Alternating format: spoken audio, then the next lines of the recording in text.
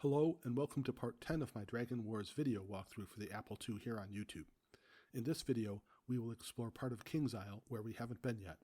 We'll cross a one-way bridge, meet Namtar in a dungeon, and see an empty palace. Then we'll visit the Dwarf Clan Hall, which we briefly saw during our trip through the underworld. It'll have some loot, but we'll have more to do there later. Then we'll go back to the city of the Mudtoad to open up a new dungeon. A link to my maps and guides on GameFAQs should be included in the description.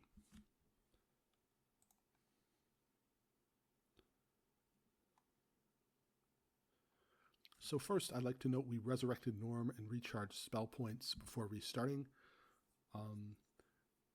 Also, Merc Trees are going to be a lot easier with Dragon Teeth, so I felt okay skipping that as something relatively trivial now. Here we go. 39, 14, 8, 33. Down for the count. And we are now on Kingsisle. This time we meant to transport there. And we're going to see that there are lots of goblins around here. There is no way to avoid a goblin fight.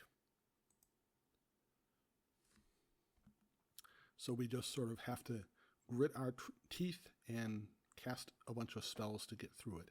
And the worst part is that we don't get any gold from it. Not that we need gold, but it's sort of the principle of the thing. Because we don't get any gold, also, it means that we can't use, say, dragon stones to level up quickly if we wanted to here. There's actually a better place to wipe out goblins we'll see in a bit. But yeah, that's kind of a bummer.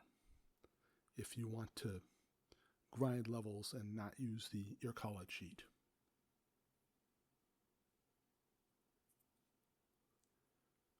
We're going to map Kingsisle out a bit, just to get a sense of its size. I didn't think until I got to part 12 or so that I could do a lot of mapping beforehand.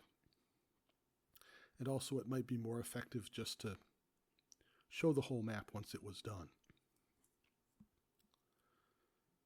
So we're going to see the main parts here.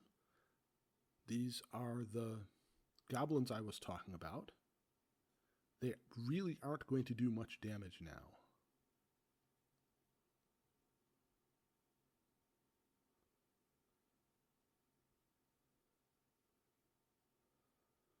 I had 2 players cast Fire Blast, but casting 6-point Infernos really gets rid of them.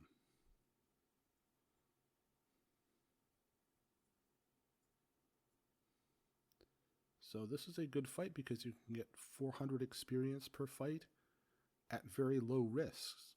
Kind of funny. Merc Trees, 21 experience, you might get killed. And you can see you can go onto the bridge and out. And if you have your discs in the right slots, you don't lose that much time. So it's a pretty good place to get experience quickly. In some cases, it's better than the rats on the guard bridge way back on Forlorn. But we don't really need levels, so I'm not going to show that. At least not in this video. I do have a small grinding video that compares what's the best way to grind. The Bridge of Exiles is just 8x8, but I might as well map it out. There is the covered bit in the center, and we're going to notice something that's well, worries you a bit. Door closes automatically. I remember saving before I entered, worrying that I might not be able to find how to get out. In fact, it's not too bad, really. But it does give a certain amount of tension. So yeah, I was just poking around here and just verifying that this is a pretty simple map. The main point here is that it's one way, and this isn't a very big peninsula, but it has the one place where we'll see a big part of the plot.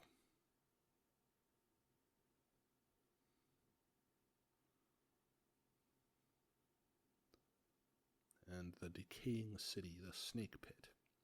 We are going to map this out. It's not too bad. It is 16 by 16. It has a bunch of 2 by 2 rooms. And it has some treasure here.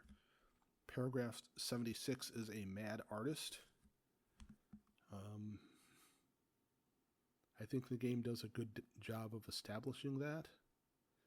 I won't go inside. You can't make me. So I think the game does a really good job here of showing insanity and despair without punching down at the subjects with these little details thrown in. Okay, here is the stone hand. And then we will be finding branches a bit later, which cast Beast Call. And I think one of the things here that's sad is that you see people who are driven to despair by Namtar or threw their lot in with him, and now they're reaping insanity. Also, I have some things to say about this area. There's an item we will find. We can come back to this area, but if we drop that item, we will be stuck here for good and we'll have to restart.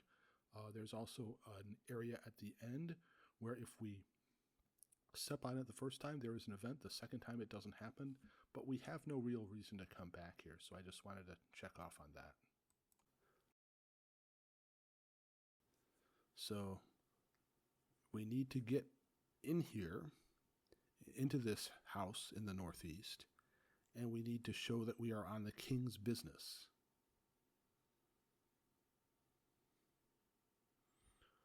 Fortunately, this is nothing more than a mapping problem when it comes down to it. You'll see what I mean as squares start filling in. There's going to be one or two that aren't filled in and that we can't find an easy way to. And it will be pretty clear there is a secret door that leads there. And paragraph 81, they're talking about eyes thrown into the sea. This is not nonsensical. People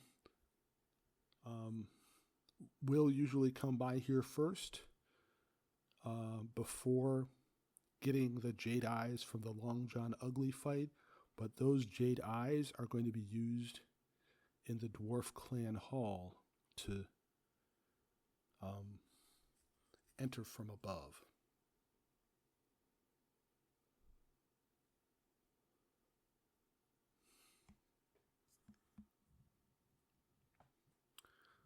So yeah, we're just staking out the possible buildings. There aren't that many squares left, but we might as well make sure there's nothing odd. And yes, we don't have many possible things left. So the secret door is to the north of the northeast, and paragraph 80 is a skeleton on a throne with a signet ring. I think we can assume that this is King Drake, whom Namtar has claimed to be acting for, or maybe they had a contract or something.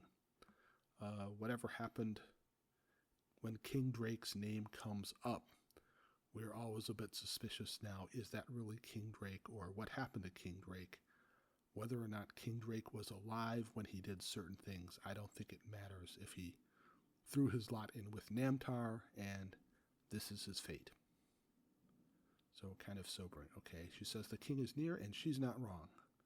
It's just he's behind a secret door. So now we know how to enter the guardhouse. We use the signet ring, and we go to the very back. So let's see where the boat ride drops us off. Well, there's a surprise. Namtar wants them alive.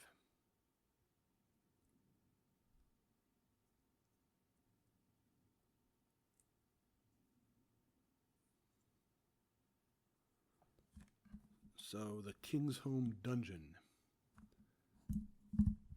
There isn't a ton to do here, but there is a treasure vault, which is nice.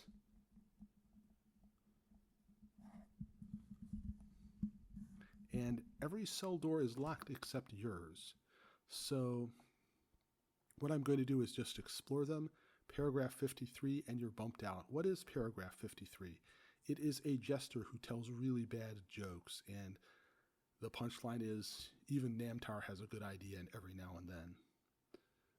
So, if you don't have the paragraph book, you're wondering, what the heck happened here? And why did the door lock again? So, yes, indeed, you do miss stuff if you read the paragraph book too early or don't bother to read it. And I think the writing is very good, not just because it's funny, but it does open up that much more of the plot. So after we unlock all the cell doors, just to verify nothing is there, oh, we got a random fight here. Taking down one patrolman isn't too bad, especially with the dragon teeth. That makes it a bit of a joke. The Stoßtruppen are kind of a lot easier to tame too. And paragraph 65 is the guard saying, hey, we can pretend they escaped. They don't allow us to, beat prisoners in their cells now. So, cynical and harsh, and kind of gives the feeling that, there are some bad and possessed people here. And you doubt Namtar really cares about his prisoner's well-being, but he does love an excuse to show the people under him that he's in the right and they're in the wrong. Well, actually, we haven't seen Namtar yet, but once we do, we'll see, yeah, he's that sort of person, or being, or deity, or whatever. They say this is the most dangerous room in the whole place, but I really don't think so. These guys, they're not too bad. Even with regular weapons, you could just blow them away with spells.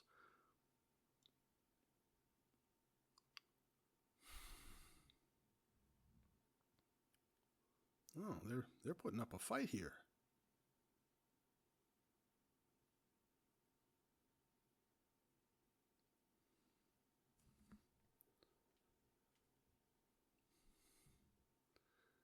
And having seen that room, we can move on. There are a lot of corridors here. There's nothing too terribly tricky, not a lot of branches. However, there is one secret door that leads to nowhere in particular. Actually, there will be treasure, and it seems like it should be valuable, but it isn't.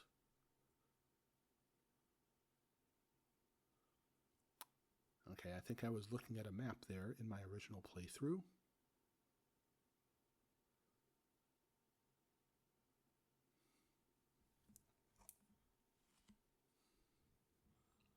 I might still be looking at that map because I forget where the secret door or secret wall is. Okay, black helm, fire shield is pretty good. Mage ring is nice, but I think you need to boost your low magic.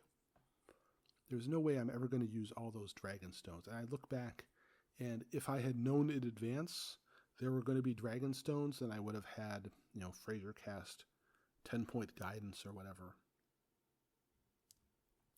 Because, yeah, if we don't use the dragon stones before we leave, they're gone.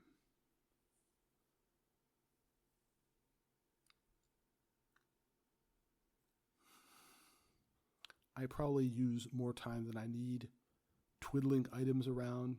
I was up in the air about whether or not I should include that or get rid of it. But yeah, if you look at the Kingshome dungeon map, you'll see there's pretty much one main circuit, and then there are doors leading to cells that are 2x2 or 3x3. And I think eventually here I just said, okay, I got enough dragon stones, and if I leave one or two behind, it's okay.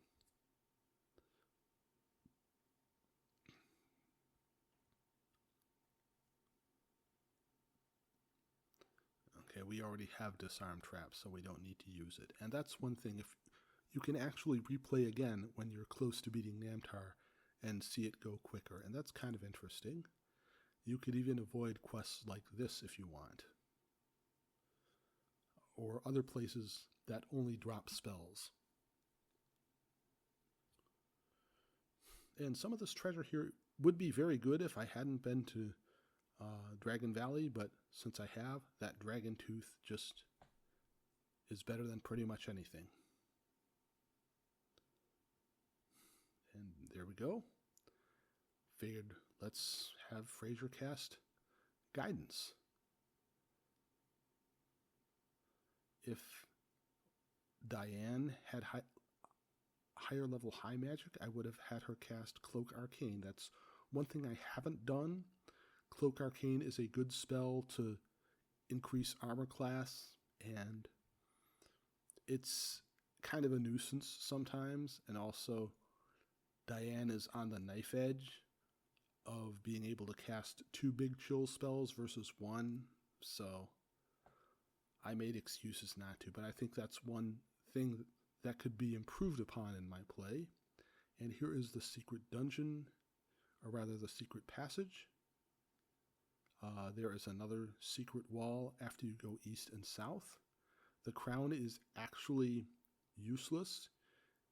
If you try to sell it, it will say it is priceless.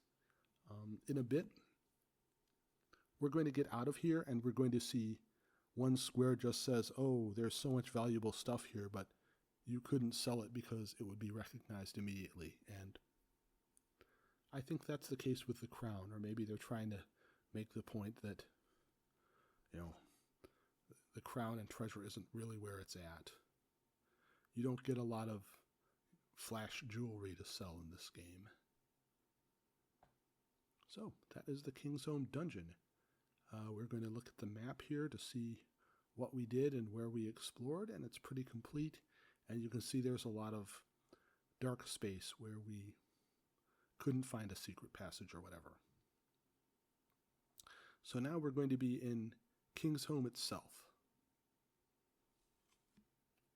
This won't have a whole ton of stuff, but we do have Namtar playing the talking villain and talking about how, oh gosh, the conquest of the world is so tough. And I guess to some point it really is kind of funny, but on the other hand, reading it now, years after I played it first, I can see, yeah, people do act like that. They do try to complain about how tough it is to push other people around.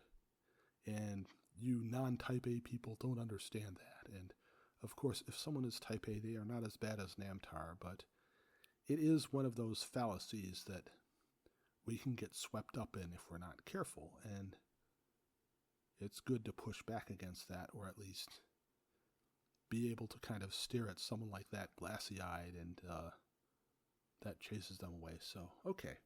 Here in Kingshome, there are going to be 4 of these little passages that are too long. And there's the jewelry, but there's Pilgrim garb. We haven't been to the Pilgrim dock yet, but once we do, we could wear Pilgrim garb and we could go to Salvation, which we've seen before. We would be going to the north side instead of the south. If we do wear it, though, our disguises are seen through and guards are waiting at the dock, and it is a tough fight. So I didn't really look at that too much.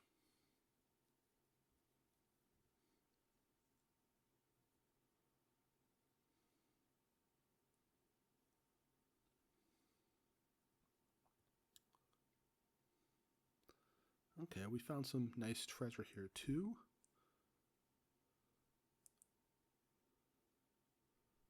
And we're going to find a bit more.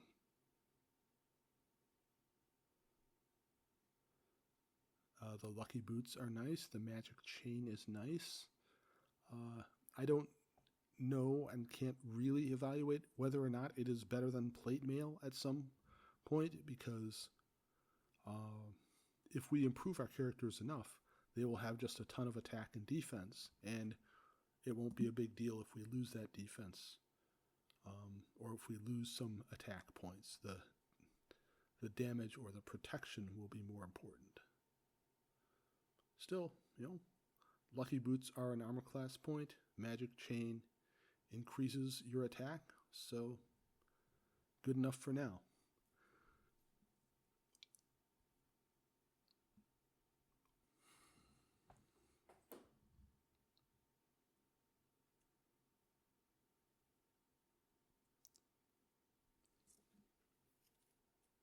Again, I'm spending a bit more time than I like twiddling items.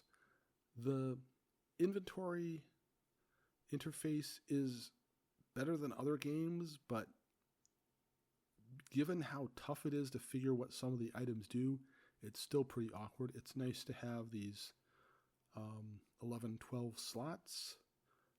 We can see them all, unlike in Bard's Tale where we have to scroll. But we do have a little more inventory munging to do because we do want to have dragon stones and dragon's eyes. And yeah, it's not always clear what is the best item. And you worry you're going to throw away one that's really important. But as for now, I've gotten what I wanted, and I am going to explore the final little 2D passage after I explore the rest of the back Kingshome area. This is a library, nothing there. And now we can afford to go to the very north again and go back south.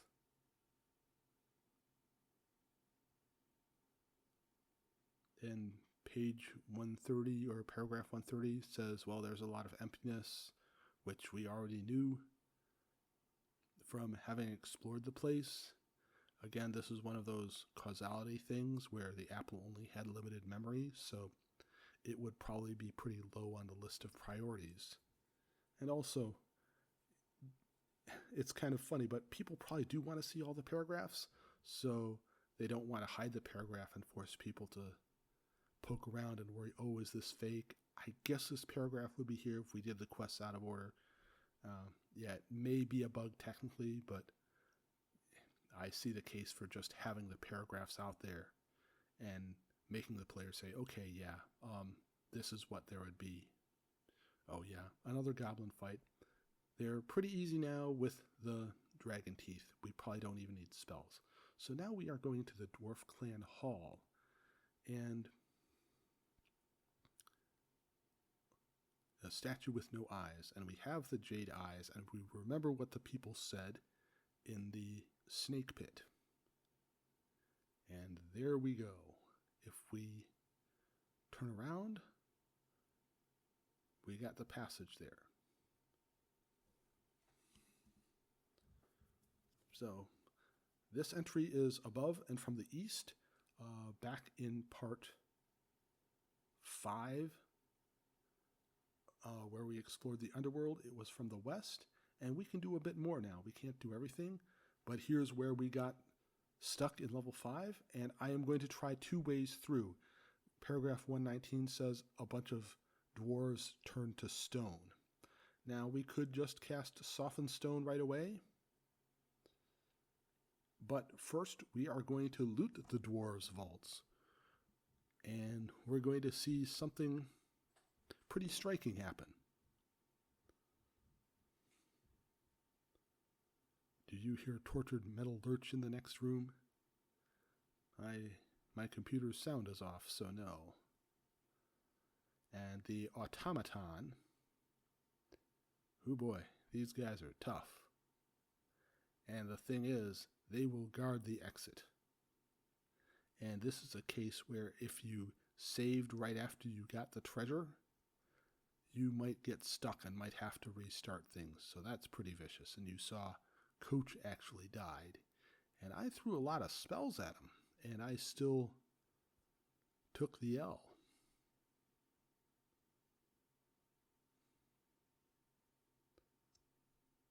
So I do want to knock down the automatons. This time I will absolutely bring everything I can. And it's kind of funny. You'll see what happens once you put that effort in.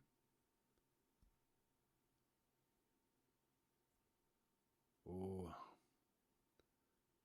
Cliff's skating on the edge here.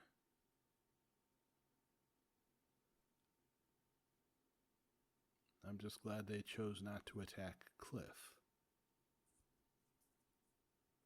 Although actually, having one player die wouldn't be so bad if I win the fight. Yeah, okay. I forgot. Cliff died during this.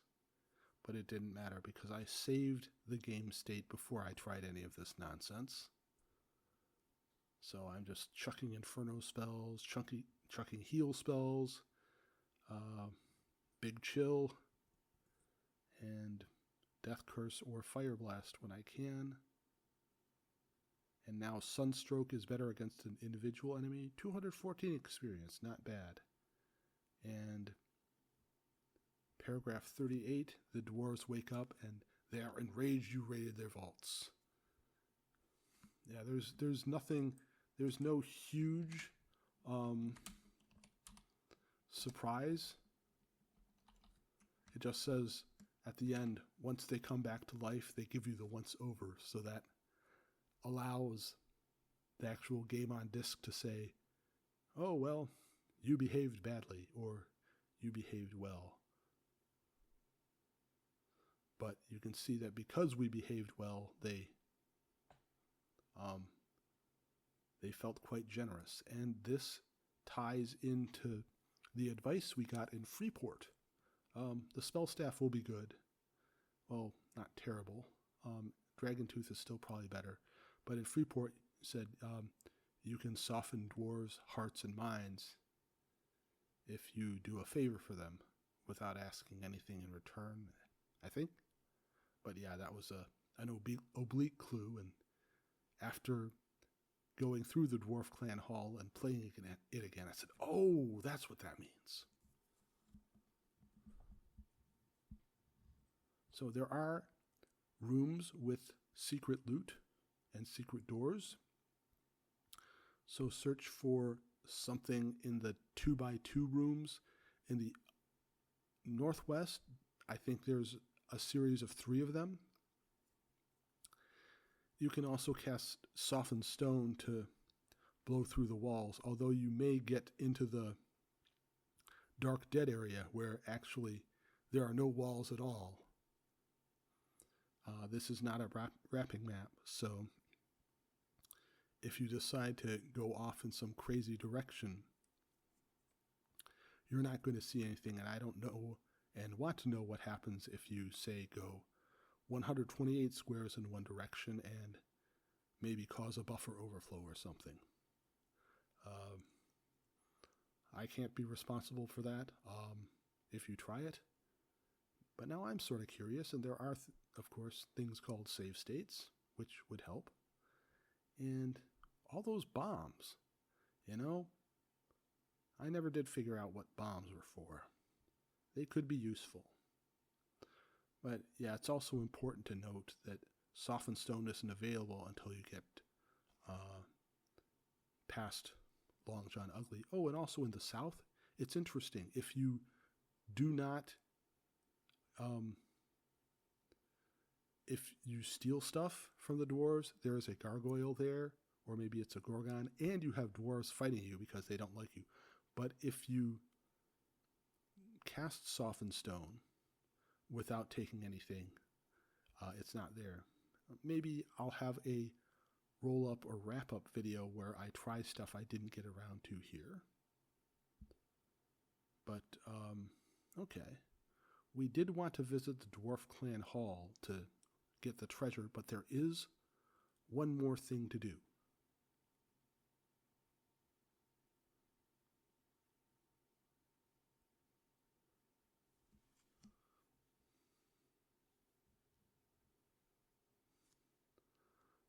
We cannot do it yet because we do not have the items, but the forge in the Dwarf Clan Hall is going to be big. And we are going to go to the Mystic Wood and then to the City of the Mud Toad. And I want to get this in before I run out of time with everything else I want to say. As we place the final piece of Lanaktur's statue, there is an amusing fake paragraph number 54 that goes, "Thanks for putting me back together. I feel swell." Lanaktur grins. "I was a little nervous when you put my arms on backwards, but I guess I'll get used to it. Having my elbows bend the wrong way will make it easier for me to scratch my back." So, yeah, this is a harmless misdirection, and in fact, the game experience is slightly better for having read it. Although if you get there and you don't get that paragraph, you may think, oh, what's the deal? Or maybe you even think that Lanaktur is alive and will help you. And so it may be kind of sad to see he isn't. And so you feel a bit ripped off. But that's what we get for reading the paragraphs early. I admit I did so. And wow. I thought I would just roll over these guys, but they're pretty tough customers, the robbers. They stun me. So, yes, we use the final bit, and we get stairs leading down, which we'll tackle in the next video. So, yes, that's all there is to this video. Thanks for watching through, and if you've enjoyed this enough, giving a like or subscribing if you haven't already goes a long way in encouraging me to share more videos of fun games you may wish to revisit or didn't realize you missed. See you next video.